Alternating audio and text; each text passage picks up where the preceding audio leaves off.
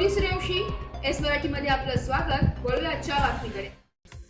गुणवत्तेवर आधारित व पारंपरिक पद्धतीने नाविन्यपूर्ण शालेय मंत्रिमंडळ निवडणूक उत्साहात पार पडली आहे। मुख्याध्यापक नितीन पाटील यांच्या संकल्पनेतून विद्यार्थ्यांच्या नेतृत्व गुणांना नवी दिशा मिळाली।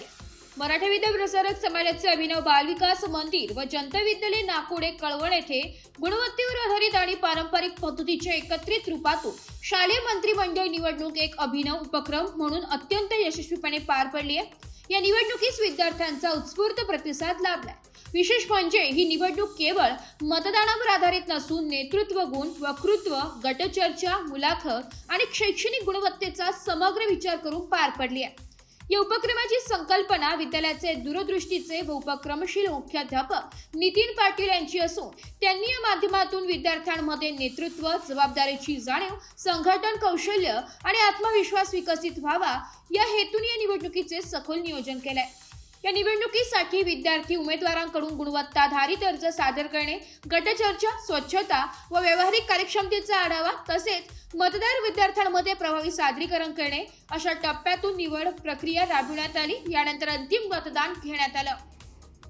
या संपूर्ण उपक्रमात विद्यालयातील शिक्षक विजय जाधव, भाग्यश्री वाघ, मनीषा पाटील, उदय पाटील, योगिता खेरनार, दिनेश कोर व जयश्री गांगुर्डे, अभया आहेर, रत्ना सूर्यवंशी, प्रज्ञेश मोरे, सविता कुऱ्हाडे यांनी अत्यंत काटेकोर नियोजन व मार्गदर्शन केले। त्यांच्या समन्वयातून निवडणूक प्रक्रियेच्या पारदर्शकता आणि गुणवत्ता सुनिश्चित करण्यात आली। नवीन शालेय मंत्रिमंडळाचे मराठा विद्या प्रसारक संस्थेचे तालुका सदस्य श्री रवींद्र देवरे व शालेय व्यवस्थापन समितीचे सदस्य यांच्या हस्ते सत्कार करण्यात आला। यावेळी बोलताना श्री देवरे म्हणाले की अशा नाविन्यपूर्ण निवडणूक प्रक्रियेने विद्यार्थी नेतृत्व सशक्त होईल तर शाळांनाही हे मॉडेल्स आत्मसात करावे। या आगळ्यावेगळ्या उपक्रमाचे सर्वत्र कौतुक होत असून शाळेने केवळ शैक्षणिक घडामोडीतच नव्हे तर विद्यार्थ्यांच्या व्यक्तिमत्व विकासातही एक विधायक पाऊल टाकले। हा उपक्रम निश्चितच इतर शाळांमध्ये प्रेरणादायी ठरेल।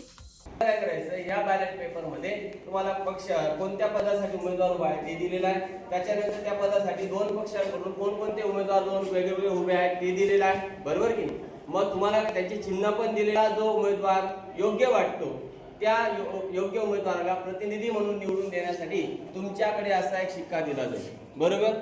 त्या शिक्का ज्या उमेदवाराला मतदान करायचे त्या उमेदवाराच्या नावापुढे त्याचं जे काही चिन्ह आहे पक्षाचं त्या चिन्हाला काय करायचं, तुम्हाला ठिपका मारायचा, म्हणजेच काय त्याला उंटवायचं आहे। एस मराठी न्यूज साठी संदीप पाटील, कळवण। अशाच नवीन ताज्या घडामोडी जाणून घेण्यासाठी आमच्या एस मराठी न्यूज चॅनलला लाईक करा, शेअर करा, सबस्क्राईब करा आणि बेल आयकॉनला क्लिक करायला विसरू नका।